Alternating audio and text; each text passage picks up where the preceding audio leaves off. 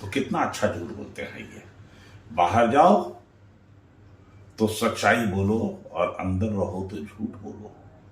ये झूठ बोलने मास्टर उसी तरह से अभी हल्ला ही कर रहे हैं कि ये सब डर से इकट्ठा हो रहे हैं। डर से नहीं इकट्ठा हो रहे हैं, इकट्ठा हो रहे हैं इसलिए कि देश में जो सांप्रदायिक ताकत बढ़ रहा है, जो उन्माद बढ़ रहे हैं, इंसान और इंसान के बीच में नफरत फैलाने की साजिश जो चल रही है भारतीय जनता पार्टी की, जो उदाहरण अभी पूरे देश में है, जो अल्पसंख्यकों के साथ हमारा संविधान कहता है कि कोई भी जिस धर्म को जो चाहे वो मान सकता है। महंगाई के खिलाफ, शिक्षा की व्यवस्था के खिलाफ, नई शिक्षा नीति के खिलाफ, हम लोगों का आरक्षण जो खत्म हुआ उसके खिलाफ आवाज उठेगी। आपकी अपनी भूमिका क्या रहेगी इस बार लोकसभा चुनाव में? हमारी कोई भूमिका नहीं, एक भूमिका है, भाजपा हटाओ देश बचाओ। मेरे साथ राष्ट्रीय जनता दल के राष्ट्रीय उपाध्यक्ष उदय नारायण चौधरी हैं। 2024 को लेकर पटना को बैटलफील्ड बनाया जा रहा है। 23 जून को बड़ी बैठक है। नीतीश कुमार और तेजस्वी यादव की अगुवाई में विपक्षी दलों की बैठक हो रही है।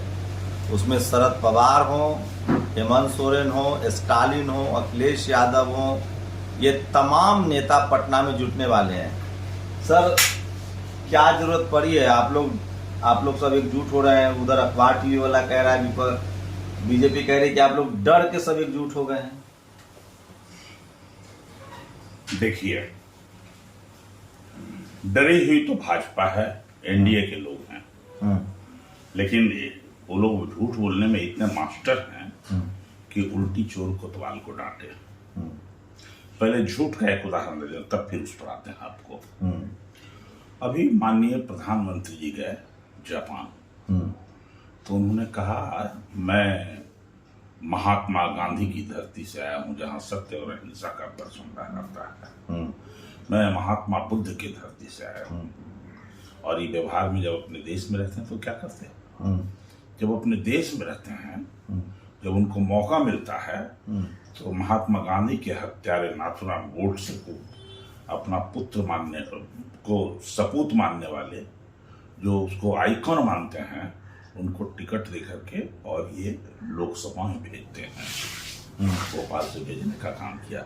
तो कितना अच्छा झूठ बोलते हैं ये। बाहर जाओ तो सच्चाई बोलो और अंदर रहो तो झूठ बोलो। ये झूठ बोलने मास्टर उसी तरह से अभी हल्ला ही कर रहे हैं कि ये सब डर से इकट्ठा हो रहे हैं। डर से नहीं इकट्ठा हो रहे हैं, इकट्ठा हो रहे हैं इसलिए कि देश में जो सांप्रदायिक ताकत बढ़ रहा है, जो उन्माद बढ़ रहे हैं, इंसान और इंसान के बीच में नफरत फैलाने की साजिश जो चल रही है भारतीय जनता पार्टी की, जो उदाहरण अभी पूरे देश में है, जो अल्पसंख्यकों के साथ हमारा संविधान कहता है कि कोई भी जिस धर्म को जो चाहे वो मान सकता है। स्वतंत्रता, समानता, भ्रातृत्व, ये है हमारे समाज। लेकिन इसको ये मानते नहीं है। तभी क्या बोलेंगे? ऐसे ही बोलेंगे ना। इसका तो जीता जागता प्रमाण उनको मिल गया। इन्होंने धर्म का सहारा लिया था कर्नाटक के चुनाव में, लेकिन वहां बजरंग बली का नाम लेके बटन दबाइए, ये तो प्रधानमंत्री ने कहा, और ठीक उल्टा हो गया इनके साथ। अब ये भयभीत हैं, इसलिए भयभीत हैं कि हम धन्यवाद देना चाहते हैं, आभार व्यक्त करना चाहते हैं लालू प्रसाद जी के ऊपर। लालू प्रसाद जी बीमार होते हुए भी तेजस्वी यादव से उन्होंने कहा, तेजस्वी यादव जी को, कि तुम्हारी संख्या 80 जरूर है, लेकिन तुम बिहार का मुख्यमंत्री नीतीश कुमार को मान लो। जिस दिन अपना मुख्यमंत्री मान लिया, उसी दिन यकीन कीजिए कि भाजपा के ताबूत में कील ठोक दिया राजद ने। जिस दिन नीतीश कुमार को अपना मुख्यमंत्री मान लिया, मामूली बात है। विधानसभा में 80 की संख्या, बहुमत के बहुत करीब, और फिर भी 43 वाले को अपना मुख्यमंत्री मान लिया। क्या कारण था? केवल एक कारण था, सांप्रदायिक ताकत को हटाना है, कमजोर करना है। यह था, केवल एक बात थी। और कर लिया। और उसके बाद सतत प्रयत्नशील रहे नीतीश कुमार जी के साथ लालू जी, तेजस्वी जी घूम घूम करके देश में सभी विपक्षी लोगों की एकता को बनाने का प्रयास किया। अब एक प्लेटफॉर्म बन रहा है जो हमेशा, अब कल्पना कीजिए केजरीवाल साहब का जब कांग्रेस के प्रति हो गया, दोनों एक दूसरे को खड़गे साहब ने मान लिया कि हम कांग्रेस आम आदमी पार्टी के साथ भी समझौता, तो खड़गे साहब ने मान लिया। ममता बनर्जी, वहां लड़ाई है कांग्रेस से और मार्क्सवादी कम्युनिस्ट पार्टी से, लेकिन ममता जी ने भी कहा कि चलो हम भाजपा को हटाने के लिए समझौता करने को तैयार हैं। ये सब कोई मामूली घटना नहीं है और वो सब तेज से दिख रहे हैं। 23 तारीख को फाइनल अगर इन लोगों ने समझौता कर लिया, इसका मतलब ये हुआ कि भाजपा के ताबूत में कील ठोक करके और उसी से मोदी सरकार की उल्टी गिनती शुरू हो जाएगी। ये है महागठबंधन का डर। कल लालू जी से मिले आप लोग जन्मदिन पर, क्या कहा उन्होंने, क्या बातचीत हुई? कल का तो ये माहौल नहीं था, कल का माहौल तो अलग था।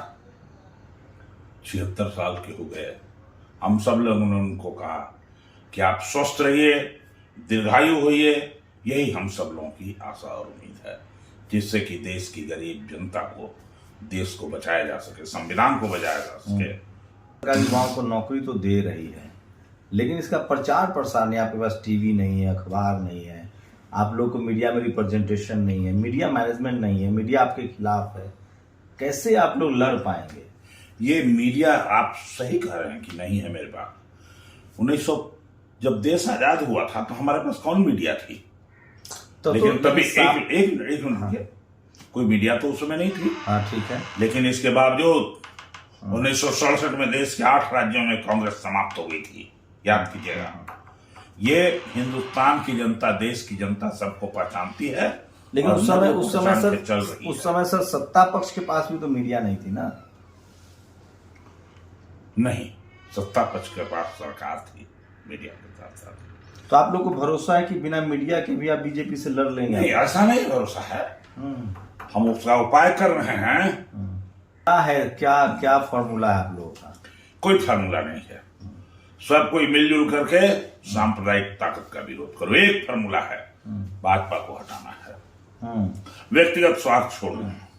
लेकिन उनका सामाजिक इक्वेशन बिहार में जो उन्होंने बनाया है बीजेपी ने, दलित, पिछड़े और आदिवासियों को जिस तरह से वो जोड़ रहे हैं, जनरल कैटेगरी के मतदाता उनके साथ हैं, आपको लगता नहीं कि आप लोगों के लिए बड़ा खतरा होगा? आपका जो सोशल इक्वेशन है उसको बीजेपी ने अपना लिया है और आपका जोर जनरल कैटेगरी के वोटों पर है, उनका जोर दलित और पिछड़े वोटों पर है। ये बताइए आप, सब स्कूल कॉलेज जो बंद हो रहा है नई शिक्षा नीति के कारण, तो उसमें खाली दलित पिछड़े के बाल बच्चा हैं, सबके हैं, तो लोगों का बंद है, ऐसा नहीं ना। सवर्ण समाज की प्राथमिकताएं अलग है, नौजवान लोग मुस्लिम है, उनके लिए वोट के समय कोई प्राथमिकता नहीं। वोट के समय आगे आने वाले दिनों में महंगाई के खिलाफ, शिक्षा की व्यवस्था के खिलाफ, नई शिक्षा नीति के खिलाफ, हम लोगों का आरक्षण जो खत्म हुआ उसके खिलाफ आवाज उठेगी। तो आपको लगता है कि आरक्षण बचाने वाली पार्टी के साथ सवर्ण समाज के लोग आते हैं? बचाने वाली और नहीं बचाने वाले का सवाल नहीं है, अभी तो सामने जो दिख रहा है उसके खिलाफ लड़ाई लड़ना है। भरोसा आप लोग को 23 तारीख को कुछ बड़ा फैसला हो सकता है? बड़ा हो छोटा हो, एकजुट हो जाएगा, उल्टी गिनती भाजपा की शुरू हो जाएगी पटना से। याद रखेगा, ये पटना की धरती है, उड़ते हुए चिड़िया को हरदी लगाती है।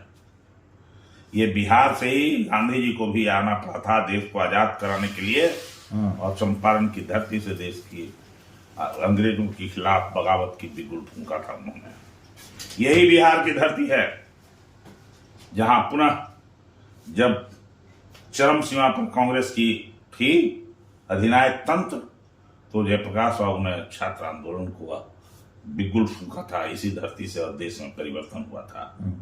इसी धरती से आचार्य राममूर्ति और बीपी सिंह को फिर से 90 में आना पड़ा बोफोर्स के खिलाफ लड़ाई लड़ने के लिए। तो दिल परिवर्तन हुआ देश में।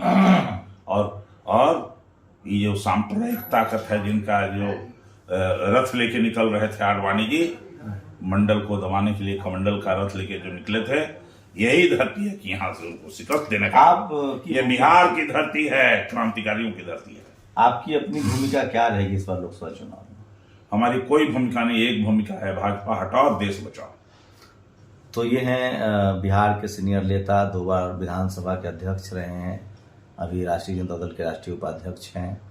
खराब तबीयत के बावजूद भी आपने हमें समय दिया सर, इसके लिए बहुत बहुत शुक्रिया। धन्यवाद। तो आप लोगों को क्या लगता है 23 तारीख को विपक्ष नेताओं की बड़ी बैठक हो रही है पटना में, क्या 2024 का रास्ता वहाँ से निकलेगा और क्या विपक्ष एकजुट होकर बीजेपी को हरा पाएगी? क्या उनके पास टीवी अखबार के अलावा कोई काट है? आप लोग अपनी प्रतिक्रिया जरूर दीजिए। शंभू कुमार सिंह, नेशनल दस्तक, पटना। नेशनल दस्तक की आपसे गुजारिश है कि अगर इसको बचाना चाहते हैं तो नेशनल दस्तक को सब्सक्राइब करने के लिए रेड कलर के सब्सक्राइब बटन को दबाएं, फिर बेल आइकन की घंटी दबाएं। नेशनल दस्तक को बचाने के लिए बहुत जरूरी है कि हर खबर को शेयर करें, लाइक करें, कमेंट जरूर करें।